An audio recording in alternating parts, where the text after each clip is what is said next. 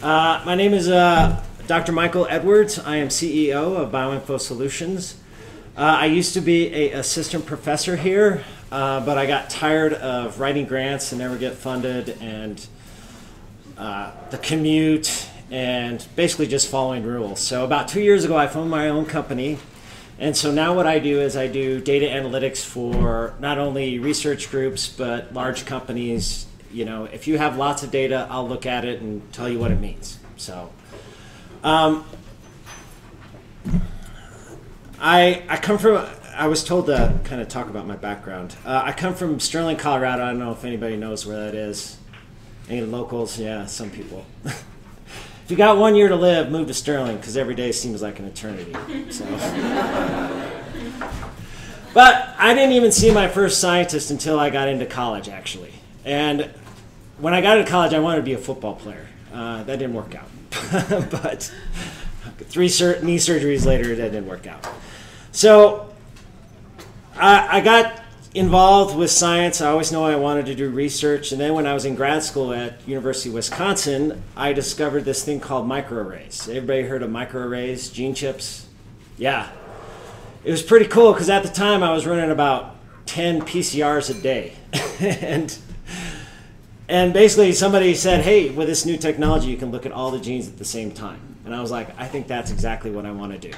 So what I did was kind of focus my research on doing bioinformatics. I don't have a huge computer background nor statistical background. I just kind of acquired those skills. I do not program, which is very unusual for what I do.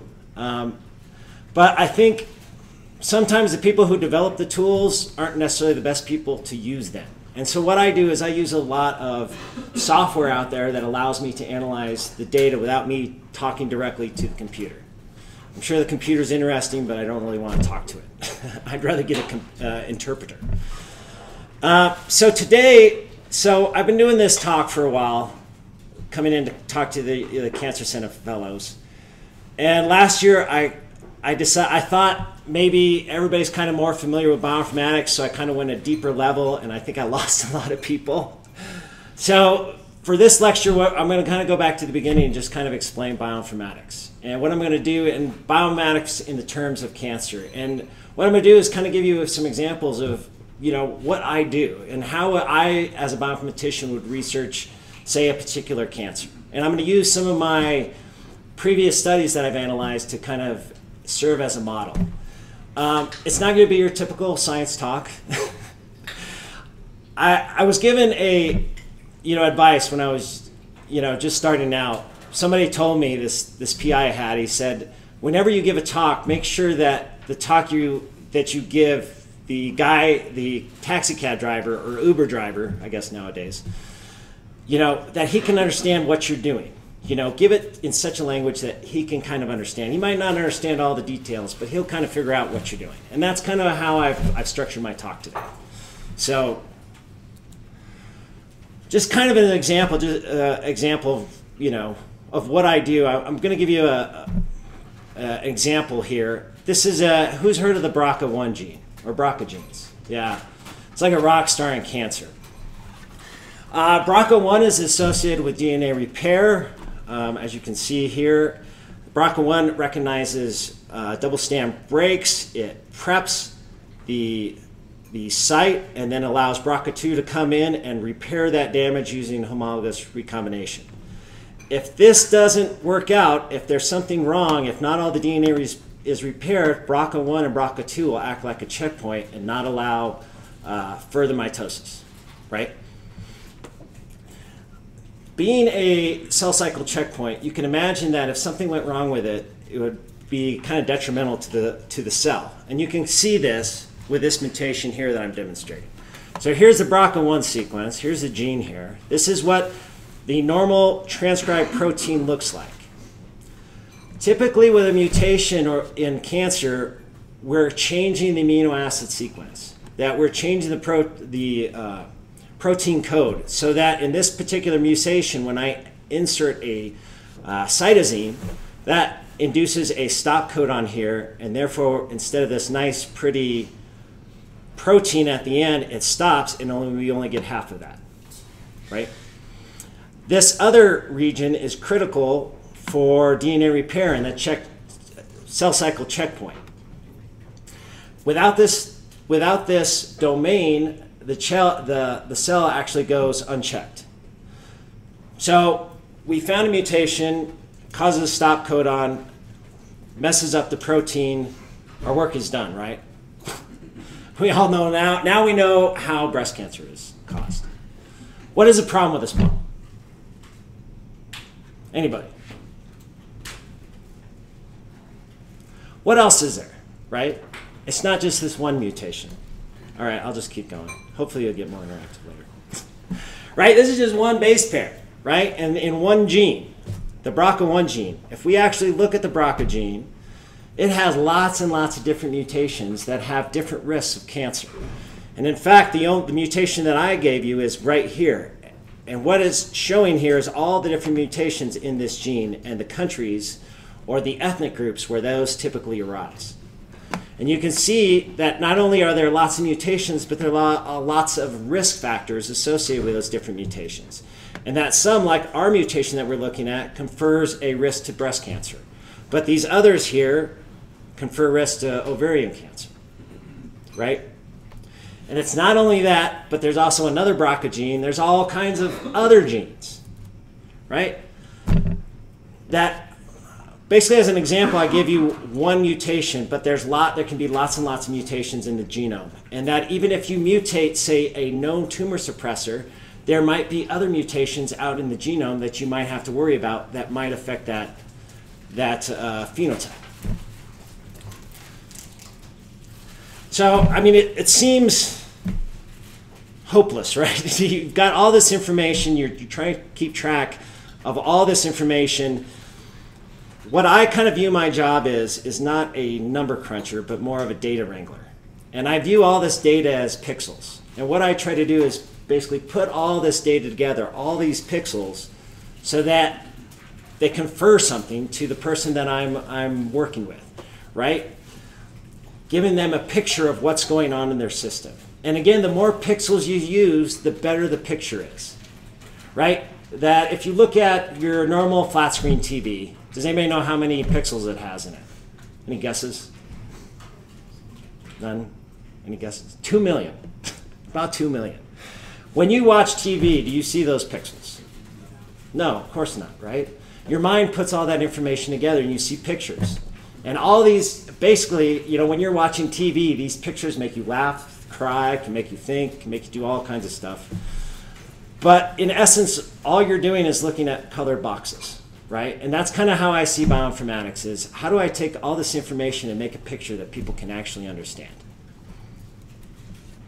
So before I go into that, you know, I need to talk about where all this information comes from. Where do all these pixels come from? And there is a ton of information out there. Not only DNA sequence, but I'm going to show you all kinds of other stuff.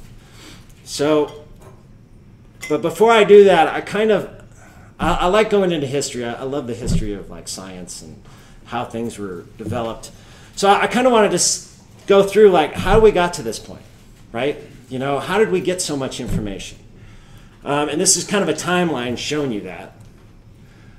First, I'd like to talk about, you know, it kind of all started with Mendel. Well, a little before that, but Mendel was the first one, Gregory Mendel was the first one to basically realize that, you know, everybody knew that traits were passed down, but no one had any idea why. He basically developed a mathematical relationship for the inheritance of traits. So he basically had a mathematical model. And before that, we thought, you know, traits were passed in the blood and you just magically got, you know, when you were a kid, you know, you got your parents' blood and therefore you had your parents' traits.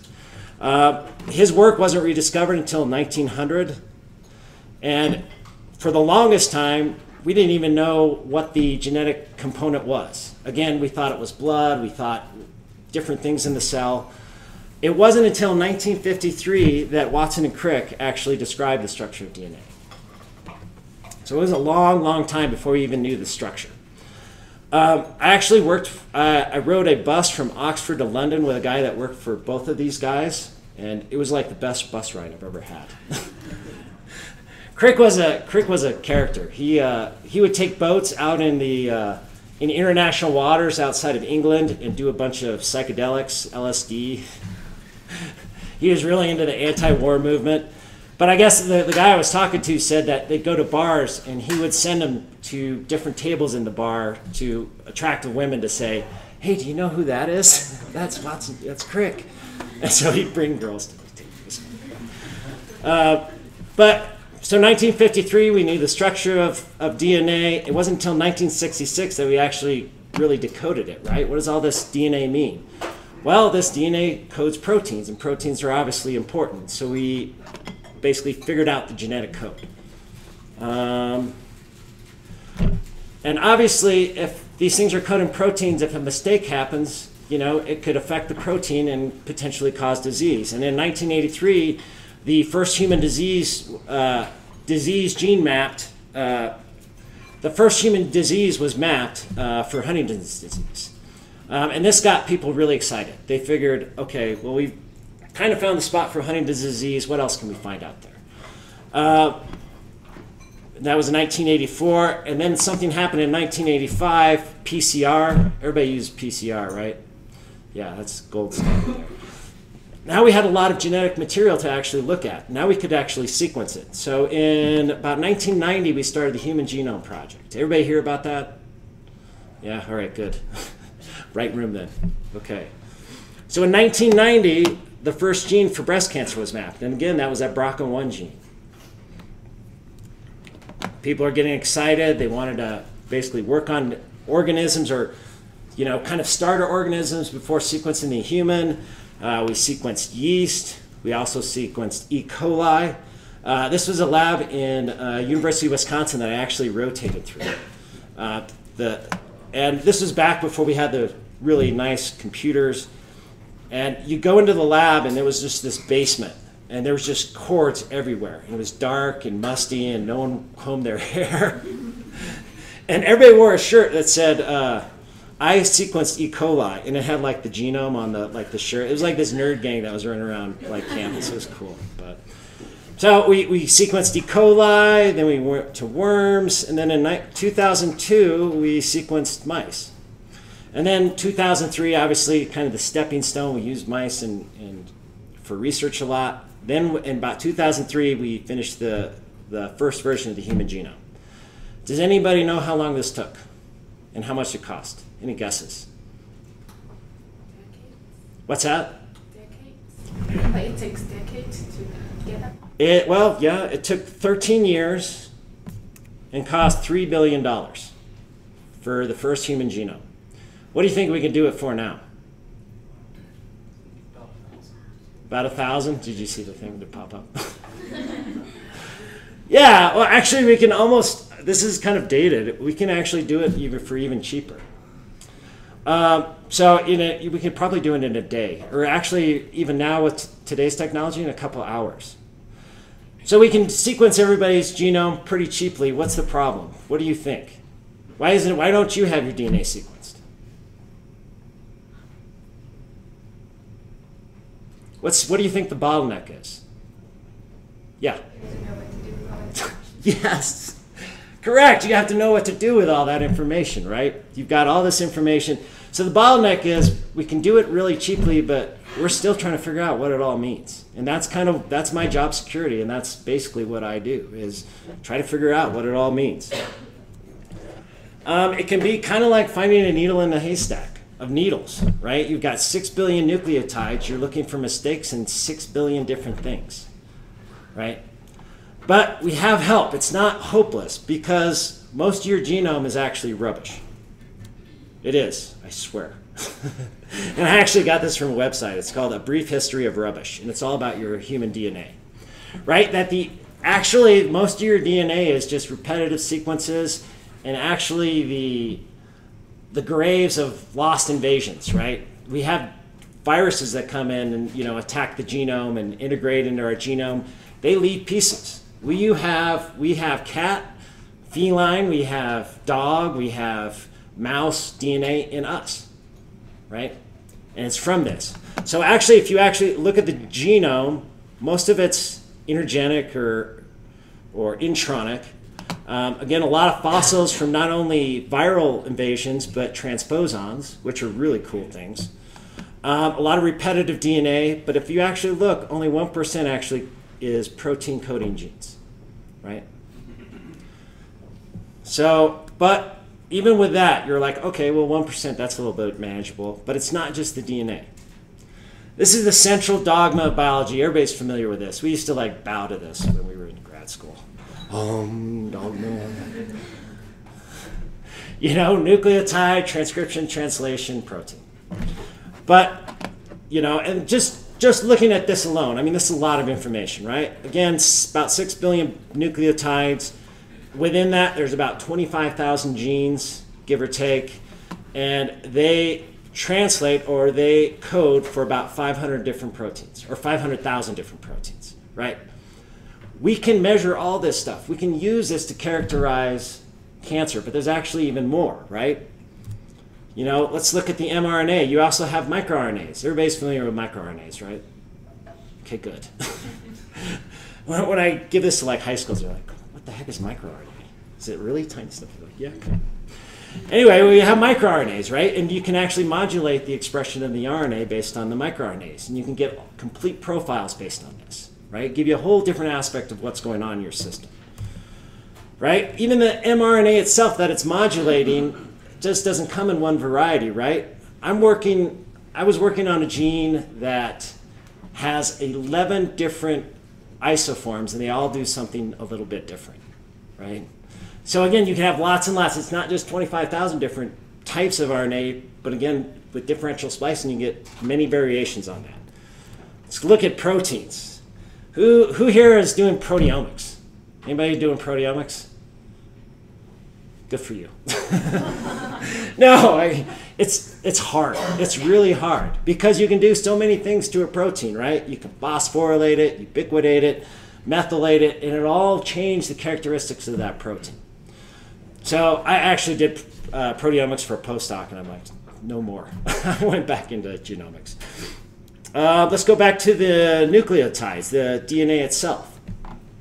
That if I took a cell out of my body and I took the DNA out of that cell and I stretched it lengthwise, it would be taller than I am, right? That is a lot of DNA. And basically, if you want that DNA into your cell, it has to be packed, right? And it's wrapped around histones. These histones can be methylated. And this actually, in my opinion, is the biggest effector of transcription. It's not promoter sequence, it's whether the actual transcription mechanism can actually get in to actually transcribe the gene.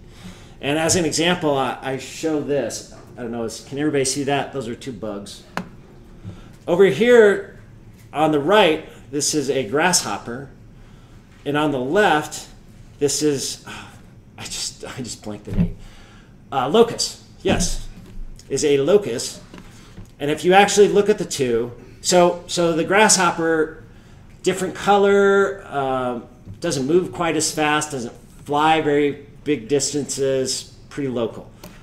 The locust, on the other hand, is a different color, more aggressive, shorter, and will swarm and actually like travel thousands of miles and devastate crops. These two organisms, these two insects, are genetically exactly the same. The only difference is the way their DNA is packed. Right? So again, it's not only the DNA sequence itself, but it's actually the way that all that material is actually presented or available for transcription.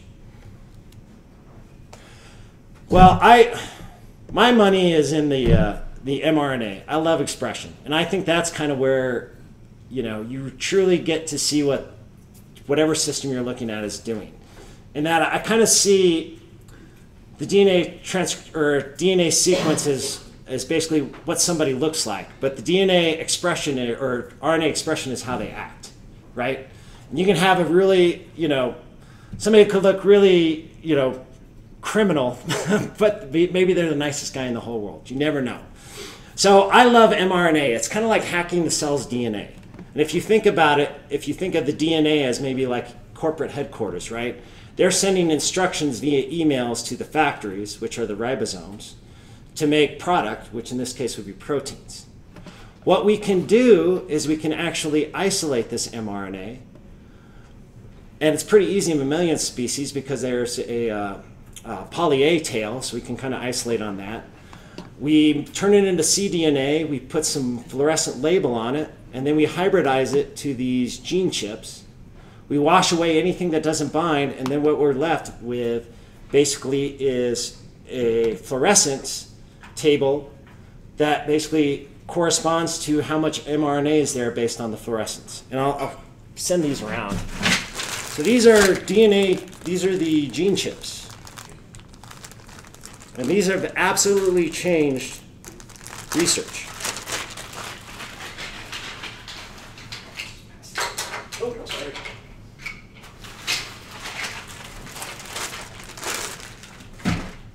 So this is actually, mRNA is basically what I analyze the most. So again, this is actually what an AFI gene chip looks like. That each one of these little pixels represents a piece of mRNA, and the brighter it is, the more of that mRNA sequence is available. Right? Now that we have fluorescence, now that we have brightness, we can turn that brightness into a number, right? We take that number and then we can start doing all kinds of stuff. Who here does heat maps? Anybody who's doing heat maps? Yeah. Professors love heat maps. And I do too, as long as it's done correctly. But again, we can take these numbers and then basically cluster the genes based on certain characteristics of the cancer, and certain patterns come out. And it's these patterns are the things that are really, really cool, and those are the things that I actually go into. What I really love, has anybody heard of PCA plots, principal component analysis? I love PCA plots. they're my bread and butter. Basically what a PCA plot is what you're doing is you're basically condensing all that variability in the expression, right? These 25,000 genes, you figure out based on a study what the variability is, and based on all that gene expression, you put those samples in three-dimensional space. So that samples that are closer, more like each other, like all these cancer samples, tend to group in the same space in three-dimensional space, while these others that are not cancerous kind of group like away. What's nice is you can realize, and when you do this in three-dimensional space, you can see this separation. And you can also start making like guesses to what the system is. In that I have these two normal cancer cells, or these normal, these are actually kidney cancer, or kidney cells, that seem to be kind of approaching this cancer. Maybe those will actually become cancerous. Maybe I should watch those two subjects rather than, say, these over here. But in essence, what we're really doing is we're basically we're measuring as many things as we can about two certain things, right? In its simplest forms, here's a bunch of people that are normal and healthy, and here's a bunch of people with a disease, right? If I look at their transcriptome, if I look at what genes are up and down in both groups, is there a difference? And what we obviously need for that is statistics, right? I mean, you're looking at so many things, so there's lots of different statistical tests, but in the end, what we're really doing is we're generating a list of genes that are different, that are associated with a particular phenotype. In this case, and in this room, what we're studying is cancer. And I always get comments like, I don't even know what a t-test is. Does everybody know what a t-test is? I bet you don't really know what a t-test is. I talk to professors that have been doing this for 40 years, and I ask them about p-values, and they don't really get it. They just know that they need 0.05, right? Actually, the t-test, does anybody know the story behind it? Do you? Sweet. Yeah, that's a great story. Anybody else? All right, I'm going to tell you too, so now you will. It's a good test, or it's a good story to tell, like family reunions and stuff, and people like, because it's beer and Guinness. Actually, the t-test, does anybody know what it's called? Like the full official name? What do people call a t-test? Students t-test? Has anybody heard of students t-test? Yeah, right? It was actually developed by this guy named William Gossett. And William Gossett was a student of Carl Pearson correlation test. And he was kind of slumming. He decided he was going to he was going to work for a brewery. The statistics wasn't paying that much. And so he was doing statistics for Guinness. And Guinness basically wanted to figure out a way. They thought if they shipped their beer farther than, say, 70 miles from Dublin, that the beer would taste bad, right? And there's all kinds of things we can measure about beer, just like we can measure about humans, right? We can measure genes. So what they wanted to figure out was, are any of these things we can measure about the beer, are they changing the farther that we ship this beer? And so he developed a test. It's called the T-test. Here's a William Gossett. If you actually take the tour at Guinness Brewery, you can actually see this. You have to like look really hard though. Anybody been to Dublin? Anybody gone to the Guinness Brewery? Did you? Yeah, it's awesome. John did. Okay. Yeah, it's a great test. Like the beer at the top is like the best Guinness I've ever had. Right? You get done it and like you're at the very top, and then they have this bar at the top with all this Guinness beer. It's awesome. Anyway, so William Gossett, he basically developed the T-test. And this is what, you know, every time you measure something about the beer, or every time, say, you measure your weight, right? Do you weigh the same every day?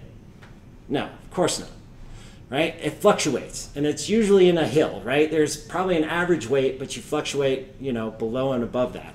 That's what he basically figured out, is that if he can turn these two observations into hills, he can figure out maybe how far those hills are apart, and where they cross is you can kind of consider the p-value.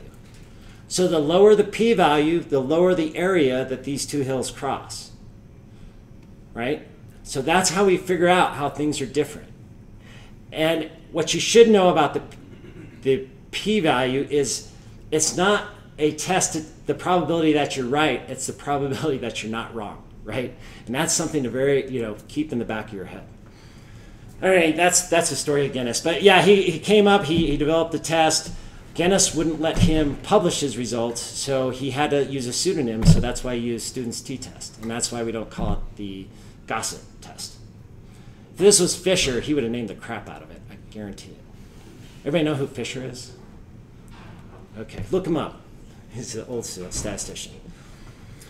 So I kind of approach this as, you know, so we have our gene list, now what, right? And I think that's the biggest problem. When I talk to people, like you can get 1,000 genes that are different between, say, two conditions, right? What do you do with that information? How do you pull out useful knowledge from that, right? Do you just take the top gene, the one with the highest fold change, and go, yep, this is it? Does anybody do that? Don't do that. People do that all the time, and I hate it. What you should do is, you know, you should investigate. Right? You have, you're researching your project, you have all these genes, you have some background on some of these genes, you know, use your knowledge to kind of figure out what is a true path, like what does this all mean? So to explain this, I kind of set this up as, like I said, as a crime investigation, and what you're doing is, you're the investigator here. Does anybody know who this is? Anybody under 40 know who this is? It's Peter Falk. Columbo is famous. I need to get a new investigator, but I don't think there's they don't have any investigative shows anymore, or at least famous things. But anyway, basically you're the investigator. The bank was robbed, and as soon as the bank was robbed, maybe a couple minutes later, the police come in, they lock down the whole area, right? So everybody's kind of where they were when they did the lockdown. And you are the investigator. You have basically access to all these different criminal databases out there. How do you figure out who committed the crime? All right. So based on this example here, and the bank, where do you think most of the criminals are going to be? Again, they put it on lockdown shortly after the crime was committed. What do you think? Closer to the bank, maybe, right? They came in, right? And that's kind of how it is. So come in, there's a lot of the criminals are in red. We put it on lockdown, and you would expect that most of the criminals, because you got there quick enough, are going to be close to the bank. And we can draw lines like that, and that's exactly what we do with p-values, right? I can draw a line around this bank and say that the probability that this person was just there by random chance is, 1%, right? But again, you can see that when we draw this, there's a lot of people in our circle that aren't criminals. So a lot of false positives. And we're also missing some criminals out here. Maybe these were criminals that ran real fast. They went to track in high school, and so they got farther away from the bank, right? We can draw that farther to try to get to those criminals, but the farther we draw that out, the more false discovery, or the more false positives we get, right? So here's what people do. Has everybody heard of FDRs? No one's heard of false discovery rates. This is great. I'm glad I went basic on this talk. So that's what we do, is that given, if I was analyzing, say, 10,000 genes, and my criteria for my p-value is 0.05, how many genes do you think I would get just by random chance that would show up significant? I give you 10,000. The math isn't that hard.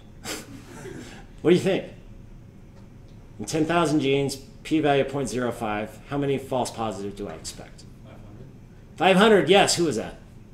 All right, I will totally give you a gene chip after this. Yes, right? And that's a lot of false positives. So and that's what you kind of have to worry about. So what people do is they draw false discovery rates. So what they'll do is they'll draw their barrier really close to the bank, so that given this list here, out of these 10 that I drew that are near the bank, I only expect 10% of them to not be criminals. Does everybody understand that? You now know more than like 60% of all researchers out there, I swear. People use false discovery rates all the time, but I don't think they really truly understand like what that stuff means. All right, so, and that's what we do. All right, so the location near the bank is going to be a huge thing. Again, you're the investigator. What else, what other pieces of information will help you decide who's guilty, who isn't? Again, you have access to databases. Yes? Previous criminal records. Yes, previous criminal history, right? Totally. You know, I mean, if somebody committed a crime before, I mean, you know, it's probably likely they're going to commit more crimes. Does it guarantee that? No. But it increases the odds. And that's exactly what I do with bioinformatics. You know, looking out, you know, going back into their history. Has this gene ever been associated with cancer? You know, if so, you know, even though what I'm looking at is in the same cancer, you know, the odds that this might be playing a role in my system go up, right? It's like the usual suspects, basically. And where did I go here? Another thing to, like I said, with the whole cancer thing is that, you know, there's more than one bank. You know, just like there's more than one cancer. And if the same suspect, if the same gene is around banks that are always robbed, that are getting robbed all the time, then that person is probably guilty, right? The odds that they're just hanging out at all these different banks that are getting robbed is pretty low. You know, and it's, you know, what are these usual suspects in cancer? And I think when people think of cancer, they think of things as just in terms of just genes or pathways, but you know, it's basically the pull of two different forces, right? You have oncogenes, right? And these can be things like growth factors, signaling molecules, cell cycle genes, angiogenesis, the formation of blood vessels, maintaining telomeres, you know, it can be any of these things. And this is genes like KRAS, EGFR, MYC, or VEGF. Do these genes start off bad? No, right? I mean, they serve a function. You wouldn't have these genes if they didn't serve a function. Something happens, you either get a mutation or you inherit a mutation, right? Say they were a good kid, but they grew up in a bad neighborhood, they're going to turn out bad probably. And that's exactly what these oncogenes do, right? But it's not just the oncogenes, you also have tumor suppressors. In fact, I would wager that everybody in this room has had cancer at some point. And you say, no, I haven't. But you have. It's just that your immune system, your tumor suppressors take care of it before it becomes a problem, right? And so it's very important that you have these kind of cops on your system. And these tumor suppressors are things like cell cycle inhibitors, DNA repair enzymes, we were talking about BRCA1, telomere maintenance, programmed cell death, apoptosis, and these can be things like P53, BRCA1, retinoblastoma 1, or P10. And again, it's not nothing ever works in isolation. It is the pull between these two forces here, right? It's, are the criminals strong enough to overtake the cops? And there's a very fine line, and it's not a yes or no question usually. And sometimes the criminals will attack the cops, and that happens quite a bit too. So it's this dynamic, and so cancer is not just things that make things become cancer, but it's the things that try to prevent cancer as well. So these are two big forces that we have to consider when we actually are looking at the suspects. I want to talk about one criminal, is Polo-Like kinase 1. This was a gene I found in a study looking at the development of lung tumors. So this is actually even before the tumor develops. I went in its criminal history. This is a cell cycle gene. It's a trigger for G2 to M transition. It's very much associated with separating the chromosomes. And here, that if you lose expression, you can basically induce apoptosis and inhibit growth. And that has something to do with its effect with P53. So again, we got a criminal that is also messing with the cops as well. So pretty good suspect. And again, if you look at, the expression is elevated in a lot of different types of cancers. And I got another slide to show that. Again, with this criminal history, you can read papers or you can just actually look at the data. And given a choice, I'll take the data any day. And if we look at PLK expression, this is from, everybody heard of the TCGA database?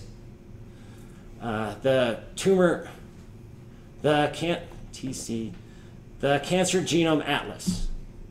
Basically, they've been collecting all these different studies, genomic. Basically, it's a big depository for cancer data. And you can actually go and query this database. And that's what I did for this particular gene. So anything, in this particular disease, if it's overexpressed, if this gene, PLK1, is overexpressed, it's represented in a red bar. If it's downregulated, it's represented in a green. And as you can see in all these different cancers, especially in lung cancer, this gene is always up. This, in my mind, makes me a good candidate, right? It's committed a lot of crimes. And especially if we look at lung cancer here, that the vast majority, way over 90% of lung tumors that we actually can get data on, you're either seeing a upregulation or multiple alterations to this gene. Again, this is telling me that this might be a good suspect. So what crimes is it committing? It's committing one of the worst crimes, is murder. Is if you actually look, and if we take, again, this is the TCGA database, and I'm actually using this program called Cohort Analyzer. It's from Illumina. In 1,000, if we look at over 1,000 lung cancer patients, if you have low PLK expression, which is represented in the blue, you tend to live, your survival is over twice as long as if you have high PLK expression. So again, this is telling me great. I think my subject's good. I think this is definitely one of the criminals that are associated with this crime that I'm involved with. And as it relates to basically the data that kind of drove us to the PLK gene expression or in lung cancer was this development. And as you can see here, so in lung cancer, you start off in normal tissue, kind of looks like this. But we do bronchoscopes, and we can kind of look at the tissue as the tumors develop, and you can see a very specific progression of tumor development based on morphology. So we can characterize that, we can assign those numbers, and actually when we did that, what we saw was that the PLK gene expression increased as the cancer got worse. Not only that, but we monitored these tumors or these potential tumors to see, went to the same area 6 months later and said, is it still there? Did it get worse or did it regress? And a lot of these tumors regress. And what you found was in those that got worse, the PLK1 was much higher. This is important in the fact that we only treat it stage 7. If we can use this gene as some kind of biomarker, maybe we can actually monitor these people and treat them before they actually even get cancer, right? Or we can pick people and go, we really need to watch this person because their PLK levels are off the charts, right? There's a high probability they're going to get cancer. All right, pathways. God, I'm going late. So what other information, and I'll be brief. So what other information besides criminal history would be important in determining, who's guilty?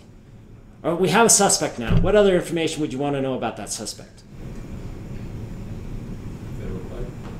What's that? What they look like. What they look like? Yeah, well, he's in front of you, so supposedly you do. But there was a hand back there. What they were doing that day? What they were doing that day, that would be good. But what about whether they have any known criminal, associations, right? Are they in a gang? Are they in the mafia, right? Is he working alone or is he working with a gang? And I'm going to tell you, all genes work with gangs.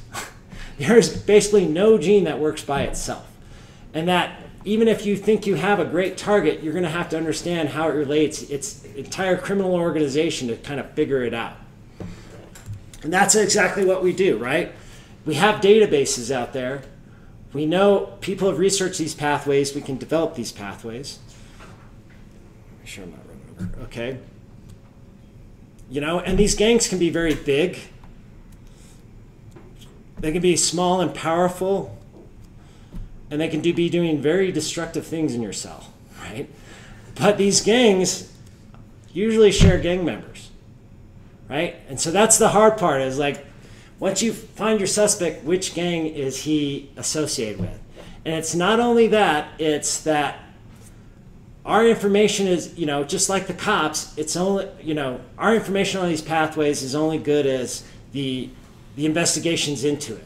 And that a lot of these pathways that you're presented with nowadays, have been developed 20 years ago in many different other types of tissues. So they might not be relevant. So again, these pathways kind of based on our databases that we have.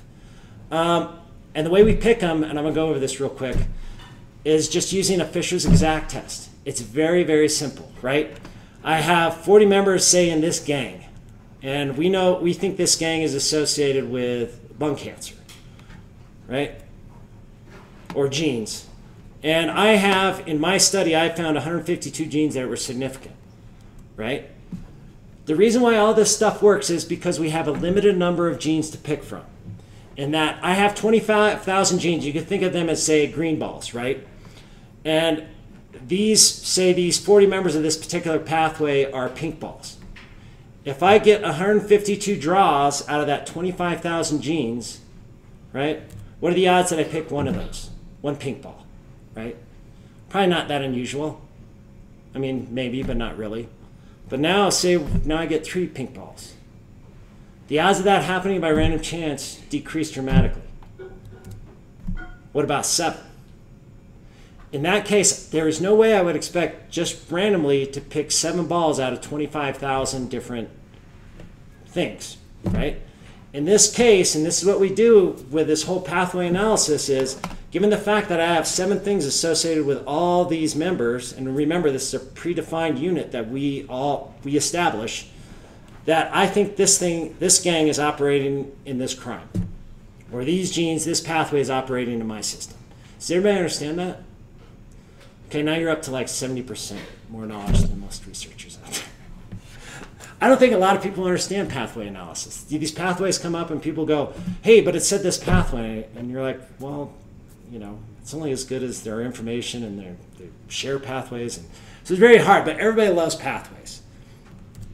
And so that's what I did. We went through and looked at genes that got worse with lung cancer as the cancer got worse, or pathways that were more in the persistent versus regressive. And you can see the pathway that Polo-Like kinase is in, PLK, is at the 3rd highest here. You can see the top one is BRCA1, right? Yeah. See, it all comes around. Or you can look at the persistent, and mitotic roles of Polo-Like kinase are the top one in that one, right? This is telling me that not only do I have a good suspect, but its gang seems to be associated with my system. And this is some of those genes in this pathway associated with the PLK pathway. The ones in red were correlated to histology. So they're getting worse with cancer. And now we're kind of mapping out what the heck is PLK doing. Not only that, but now we can see different inflection points maybe in this pathway, right? Is that maybe I induce, you see this kinase here, this silk kinase induces PLK. Maybe if I take that out, I can affect PLK function. Or you have this pituitary tumor transforming growth factor, I don't know, something like that. PTTG1 is known to inhibit the formation of this complex, which induces PLK. Maybe we take this thing out, right? What we're just trying to do is not only do we need a suspect, but we need to figure out like what he's doing or she doing. I don't want to be, sexist. Women can be criminals too. All right, so specialized networks. So that would be, what we know about pathways. But I'm going to tell you right now, genes don't work like that, and they don't care what we call them. They're just going to do whatever the heck they want, right? BRCA1 doesn't know it's called BRCA1, and it's going to associate with anybody it wants to, right? And so how do we get to those specialized networks, right? And you can kind of consider this as that, say, none of these, like say only one person has a criminal background, but their sister works at, say, this gas station, and there's 3 other people that work there, right? Now we have an association, but it's not necessarily criminal, right? We know all these people work together. There's one criminal in that group. Maybe, this is a whole new gang we're not aware of, right? Like Reservoir Dogs, Mr. Black, Mr. Brown. You can see who was the guy that was dying in the back seat? Wasn't that Mr. Pink? Mr. Blonde. Oh, it was Mr. Blonde, yeah. Yeah, that's P53 dying in the back. But that's what we're doing. I mean, a lot of these things we don't know. And a lot of these, gene networks we are not familiar with, or maybe specialized and maybe only operating in a certain cell type. So that's what I'm kind of looking for. And we can do that with PLK. We can look, this is a program called String. Has anybody heard of String? Yeah, it's good, I told you. You should check it out. This is a very good networking program, and I'm going to tell you right now, it's free. Free. So definitely check it out. But again, we can look and we could say, what are all the, based on this database that characterizes all these connections, what are the top 50 genes connected to PLK? And once we find those, now we can start seeing, okay, what does its buddies do? Well, a lot of them are involved in cell division, which you would expect. A lot of them are in the purple, G2 to M transition. In the blue, cell cycle checkpoints, which are huge. Positive regulation of cell cycle in yellow. And that all the ones in green seem to be in the nucleus.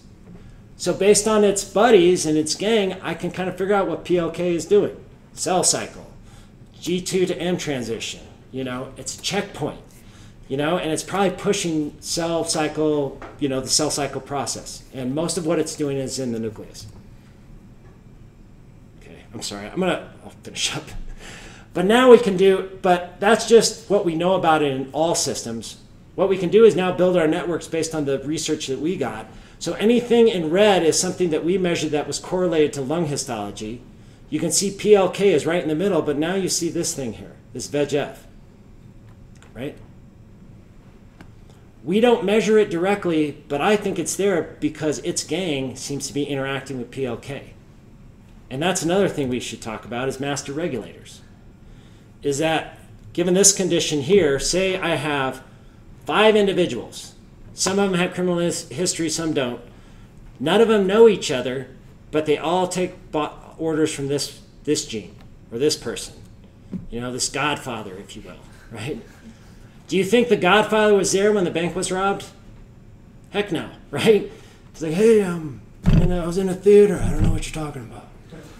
That was the worst Brando impersonation I've ever did. Okay. Right, he's not there, and that's exactly what you find is that if you look at cancers, there's all kinds of hormones, there's growth factors, they're being produced other places. And I'm going to tell you also is that the most important things that go on your cell that are happening in your cell probably happen at post-transcriptionally. Is that if you need something done, if I need to get somewhere quick, I'm not going to build a car, I'm going to call a cab, and that's exactly what your cell does. Is that it'll add a phosphorylation or remove inhibitor. You want activity immediately. So these are actually, in my opinion, are really the true criminals you're trying to get to. And that's what you do is, these gangs, we know these criminals, we know all the things it interacts with, right? The odds that interleukin 1A in this instance is acting with these 43 known targets in my gene list is incredibly odd. But not only that, is we know information about their effect on their genes. Is that most of these genes, if there's an orange line, interleukin 1A is known to induce them, and if they're in red, they're going up. These two genes, interleukin 1A is known to inhibit, these two are going down. The only ones that are not following a more active interleukin 1A signature are these four here. Given this effect, even though I might not basically measure interleukin 1A directly, I know it's probably playing a role in my system because it's gangs there. Not only that, but it's giving orders telling it to be more active. And I know that based on all the previous information we have on this gene. And we can do this for microRNAs, we can do this for chemicals, and we can do this for drugs, right? If I know a bunch of genes that change in a system, I can maybe find a drug that's known to inhibit most of those genes. And again, it's the same thing. So VEGF, I gotta go quick, I'm sorry. Here's a link, we're talking about VEGF. I think this is a ringleader in this lung tumor that we're looking at. It's involved in stimulating blood formation to tumors. It's a known oncogene for sure, definitely associated with lung cancer. And this is what we can do, right? There's 51 targets of VEGF in our genes.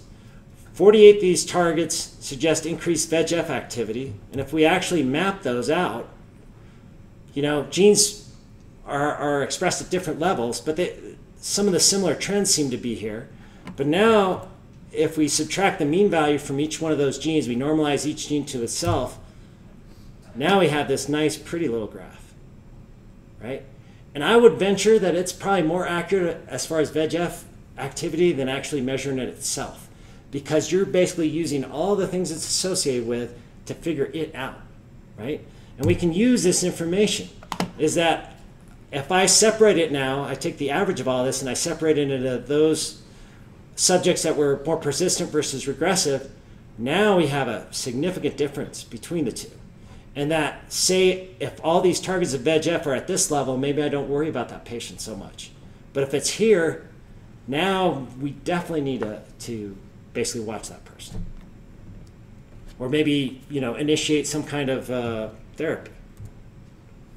And this is, I'm seeing VEGF all over. This is a really nasty pituitary renal cancer.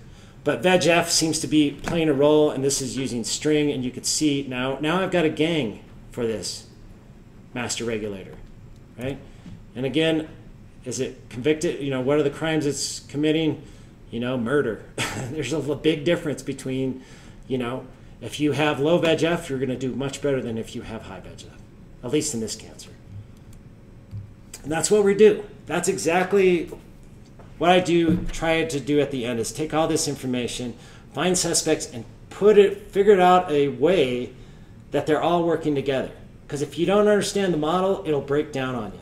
And that just by isolating on one part of the model or one part of the situation, you're going to miss a lot. And that's exactly what I do. And I think that should be the goal of bioinformatics, is how do I take all this information and find something that's useful? And that's exactly what I've been doing. Cancer is a book. It's actually an encyclopedia, and each one cancer has its own kind of edition. And that certain genes or certain pathways you might find in that cancer might be characters or chapters in that book. But you have to kind of understand the whole book in order to be sure you pick the right character, if that makes sense. Is that you might pick a chapter based on just reading, a character based on reading one chapter, but that character might die like, 2 chapters later. Again, there's a lot of information out there, and if you utilize it enough, you'll see the picture that'll guide your research. I'm sure of it. That's all I have. I have a website, Bioinfo Solutions. You can check that out. I also have a YouTube channel. So I'm actually recording this, I hope. We'll see how it works. But please go to my YouTube channel. My 14 14-year-old daughter has 5 times as many subscribers to her channel as mine. And she talks about Minecraft and all that stuff, so. And I should make a channel about Minecraft and genes or something, I don't know. But please, subscribe to it, check it out. I've got lots of videos on lots of different topics. I'm on Facebook. I refuse to get on Twitter. I'm not going to do it. And I'm even on Spotify. So, you can check that out. Like I tell my high school students, there's some adult lyrics, but all the beats are legit. So I'll take questions, and I'm sorry I ran a little late. Any questions? If you get a question, or if you ask me a question, I'll give you a gene chip. Where is the gene chips? All right, cool. Any questions? No question. It was that crystal clear. Okay, yeah. What rate is your throughput for analyzing everything? So how many genes can you do, per day? You can do it as many genes as you want, really. I mean, the processing power, 25,000 things isn't that difficult. So what are you limited by then? You can process it. The thing is just the interpretation, I think, is the big thing, right? It's that you can process it and then you'll end up with a list of 1,000 genes, but now what, right? What do you do now? And that's exactly,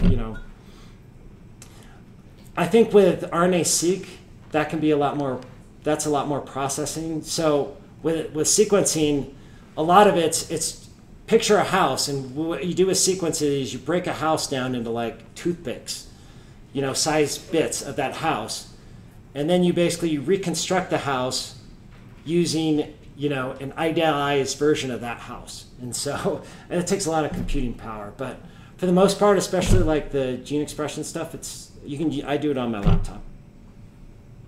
Yeah.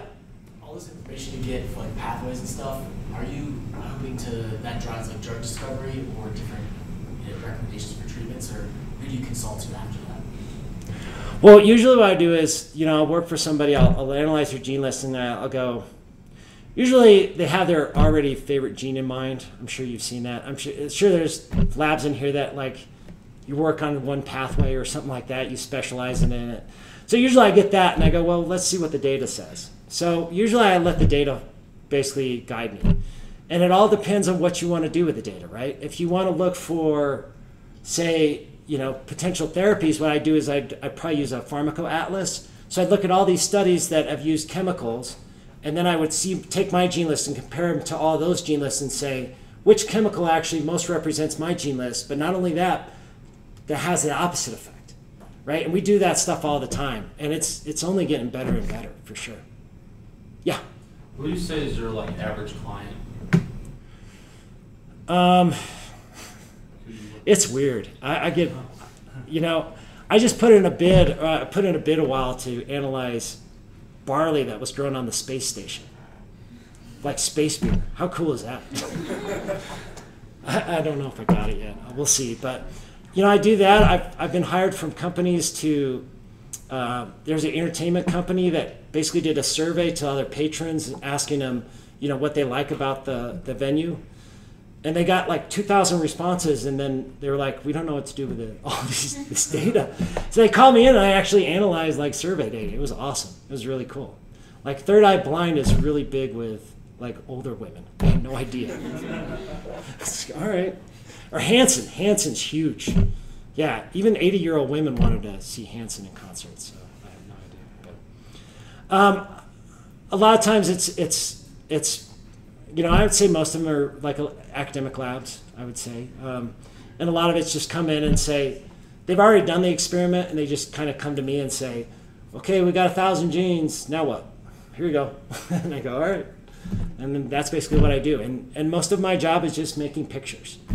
I think if you can make a picture and basically describe your situation with a picture, it's much better than a stupid table. I hate tables, is being able to display the data in such a way that somebody can look at it and go, ah, got it, oh, that one right there. That's what I strive for. Any other questions? All right, thank you. want, go ahead.